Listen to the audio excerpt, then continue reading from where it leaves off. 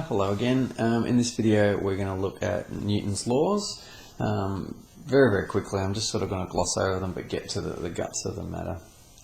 Just before we do that, we're just going to have a look at gravitational weight and what weight means. So if we have a box which is 12 kilograms, that box will have a downwards force which is equal to 12 G newtons. Now that is 12 kilograms times G newtons, and what G is G is equal to, it's a gravitational constant of planet Earth, which G is equal to 9.8 meters per second squared. If you go to the moon, that gravitational constant will be different, but on Earth it's 9.8. It's very close to 9.8 mostly around the world, but it does change from place to place on our planet. But we take it in specialist maths, we take that to be equal to 9.8 meters per second squared. So there you go, so that's 12G. So just another example, 10 kilograms will have 10G newtons pushing down on it. And so that's actually equal to 10 times 9.8, so that would be 98 newtons. And so that's how we consider weights in physics and in maths. And that's all you need to know. With the most important law that basically comes from Newton's three laws is F equals ma. And what that means is that force is equal to the mass times its acceleration. You'll see here that I've done tildes under the F and the A. That's because force has direction and acceleration also has a direction. We need to know in which direction the particle is accelerating. Now, you might also see this as R equals ma in specialist maths. You'll never see that in physics, but in specialist maths you'll see that, and that's the resultant force. And these two things are just the same thing, exactly the same thing.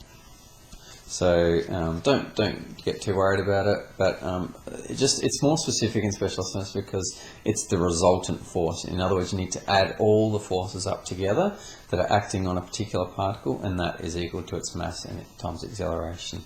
So that's key to know that. So resultant force is R. You might also see it as F net, so the net force on something, or sigma force, something like that in physics. You know, it's the sum of all forces. Result R equals ma. Let's just do a quick example of that. And so let's just say three forces are acting on three forces. Let's go F1 is equal to 2I plus J, just making up some rubbish.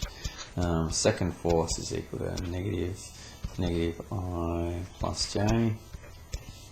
And force 3 is equal to 5I minus J. And don't get tildes on all those forces because they're all vectors. So you've got three forces acting on a 2 kilogram mass. Let's find the acceleration. Okay, so we know R is equal to ma, and this is our key.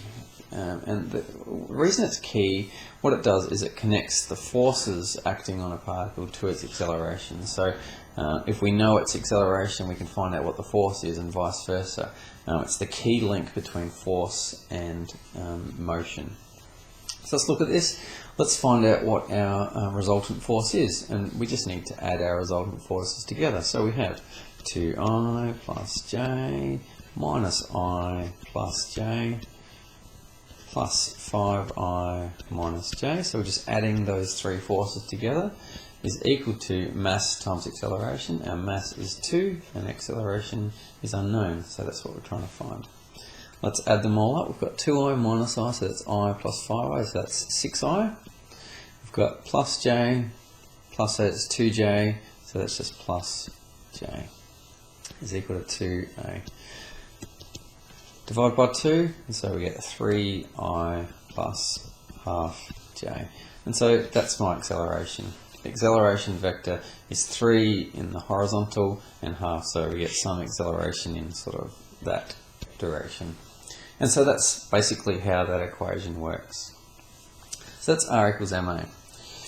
If you're ever trying to connect force to motion, use that equation. Add up all the forces together and let R equals ma to find your acceleration. Normal force. Next sort of thing you need to know what normal force is.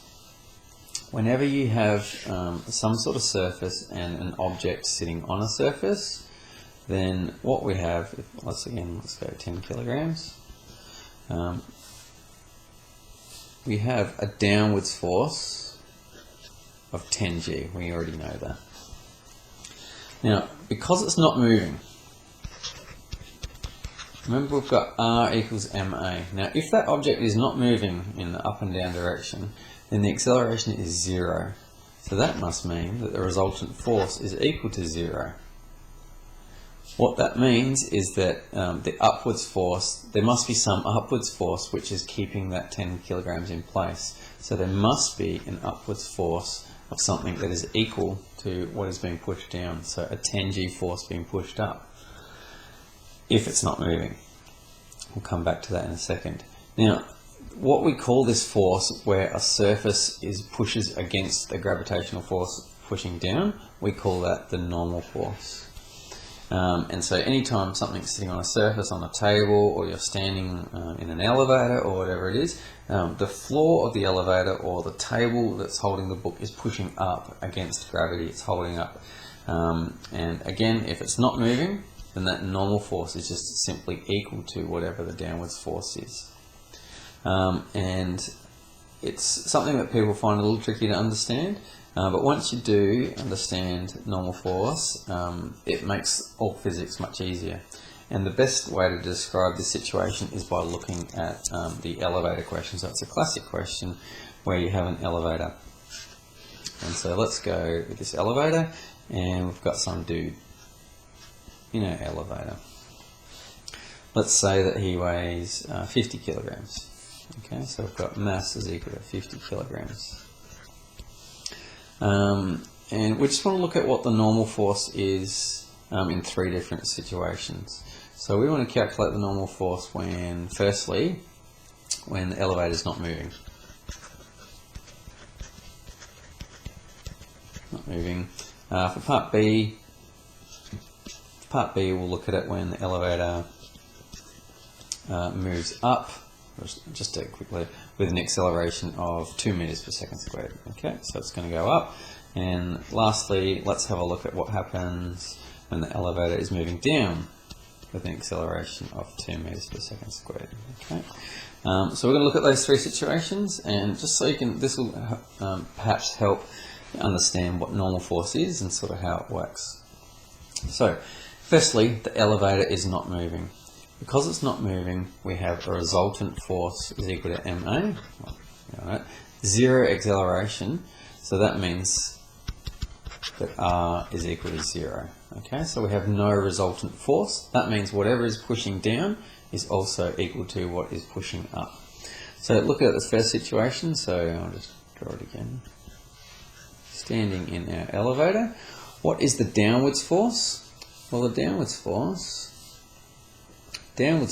is equal to his 50 kilograms, so it's 50g. The upwards force is our normal force n. Okay, so let's have a look at the resultant force. Resultant force, we have R equals 0. So upwards, let's say up is positive for all these questions. Up is positive, so you've got n in the positive direction. In the negative direction, you have 50g, so we have n minus 50g must be equal to 0. Your total force is equal to 0. Therefore, if we solve this, n is equal to 50g. Just taking that over, nice and simple. 50g approximately equal to 50, let's just never do this, but approximately 10, so it's around about 500 newtons, okay? So roughly equal to 500 newtons. In specialist maths, you take it to be 9.8, never take it to 10.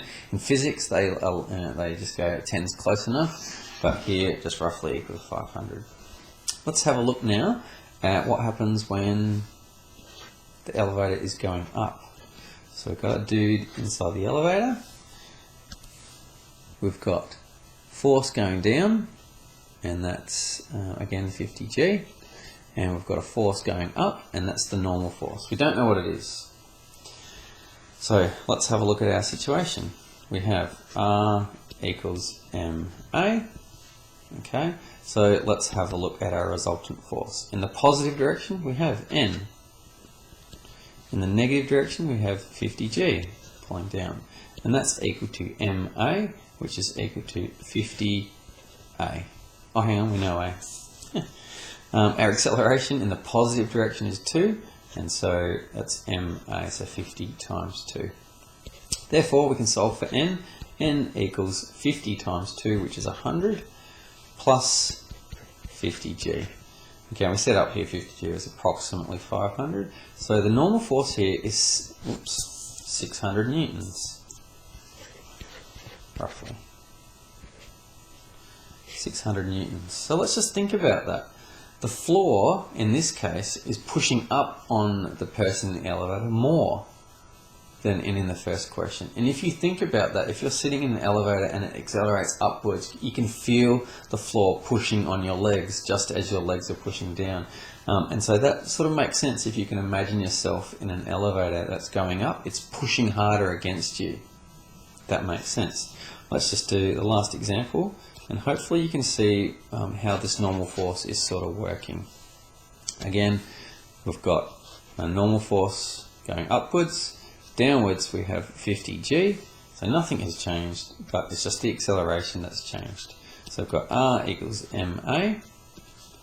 Therefore, let's find out our resultant force. In the positive direction we have N. In the negative direction we have 50G.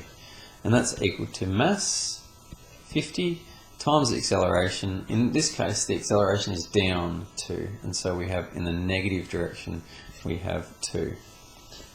Okay, so we can now solve this.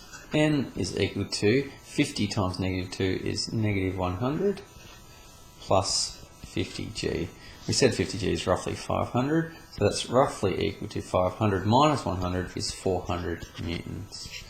Okay, so let's have a look at this. So you're in an elevator and it accelerates downwards. If you think about that situation, you can feel your sort of legs feel a bit weird as the floor drops out from underneath you. And so the floor is not pushing up against you as hard as when you're standing still. And so this all makes sense. 500 newtons when it's not moving. If it's going upwards, it's pushing harder up against you. It's your weight pushing against it. That's 600 newtons. If it goes down, it's sort of dropping out from beneath you, and it's 400 newtons.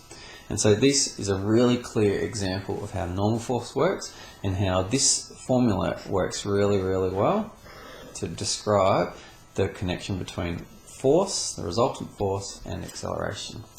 Hope that makes sense.